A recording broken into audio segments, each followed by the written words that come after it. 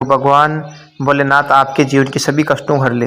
Hi guys, welcome back my YouTube channel Hindustani Sanskriti. Please channel को subscribe करके इस video को एक लाइक ज़रूर करें।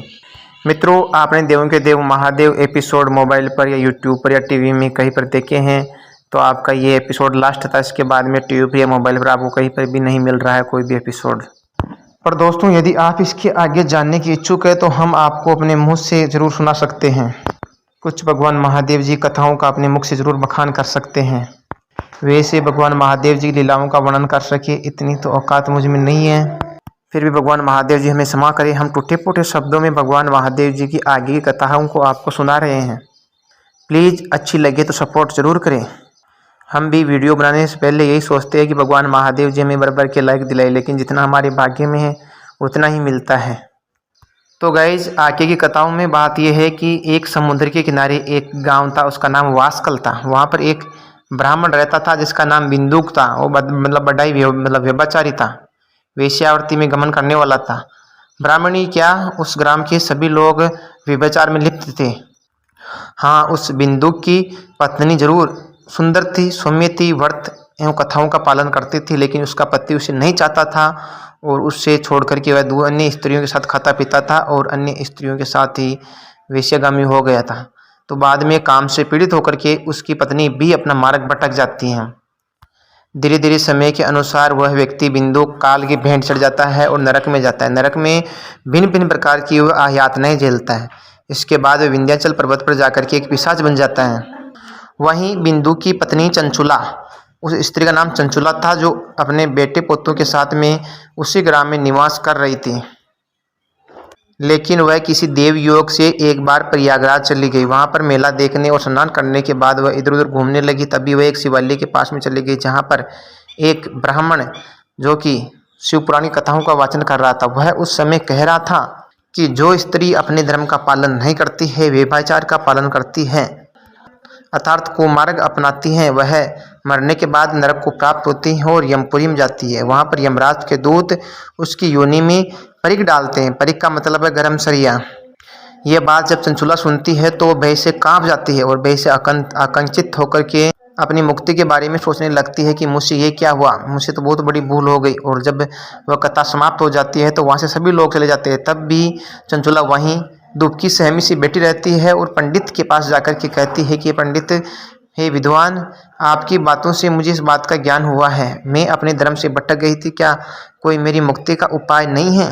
तब पंडित उसकी पूरी बात सुनने के बाद में उस चंचुला से कहता है कि कोई बात नहीं, तुम समय रहते चेत गई।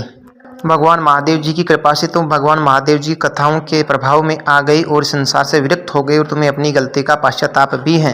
दोस्तों, इसके बाद चंचुला के आग्रह पर वह पंडित उसे शिव पुराण की सभी कथाओं का वर्णन करता है और सुनाता है, जिसके बाद चंचुला काफ़ी दिनों तक खुशी सन्मार्ग पर अपना जीवन व्यापन करती है। और एक दिन जब उसका अंतिम समय आ जाता है तो वह खुशी अपने जीवन को त्याग देती है। लेकिन तभी वहाँ पर शिवदूत उन्हें लेने आते हैं, जो शिवघन थे। इसका वर्णन भी बड़ा मार्मिक किया गया है कि भगवान महादेव जी के समान ही उसके दूत थे, जो हाथों में त्रिशूल लिए हुए थे, शरीर पर भस्म लपेटे हुए थे। इसके बाद चंचुला शिवगणों के साथ शिवपुरी में जाती है, जहां भगवान महादेव जी को वह देखती है और भावुक हो जाती है। और वह भगवान महादेव जी का बड़ा ही मार्मिक वर्णन इस कथाओं में करती है कि वह त्रिनेत्रधारी थे, पंचमुख थे, प्रत्येक मुख के ऊपर 3 आंखें थी, शरीर सफ़ेद था, सफ़ेद कपड़े थे और शरीर के ऊपर भस्म लगा रखी थी। और साथ ही उसके वाम अंग में बिजली के समान माता गौरी विराजमान एवं सुशोभित हो रही थी। दोस्तों, इसके वर्णन के अनुसार आप कल्पना कर सकते हैं कि भगवान महादेव जी का रूप कितना दिव्य होगा। रही बात चंचुला की, तो दोस्तों एक दिव्यांगना हो गई थी। मृत्यु के बाद में भगवान महादेव जी की कृपा से वो एक देवी बन गई थी और शिवपुरी में जाकर के वह माता गौरी की सहेली अर्थात सखी बन गई। दोस्त, सत्य बात तो यह चंचुला की कहाँ हिम्मत थी माता पार्वती माता गौरी की सखी बनने की, लेकिन माता गौरी ने ही उसे अपनी सखी बनाया। दोस्तों, यह कथा आगे एक बेहद ही रोचक मोड़ लेने वाली है। कैसे चंचुला अपने पति को विंध्याचल पर्वत से पिशाच योनि से मुक्त कराएगी, इसके बारे में हम आगे जानेंगे। शिव पुराण से न केवल चंचुला मुक्ति को प्राप्त हुई, बल्कि अपने पति की जो कि विंध्याचल पर्वत पिशाच बन गया था, उससे भी मुक्त कराया था। यह कथा अत्यंत ही रोचक होने वाली है, इसलिए आप हमारा नेक्स्ट एपिसोड जरूर देखें।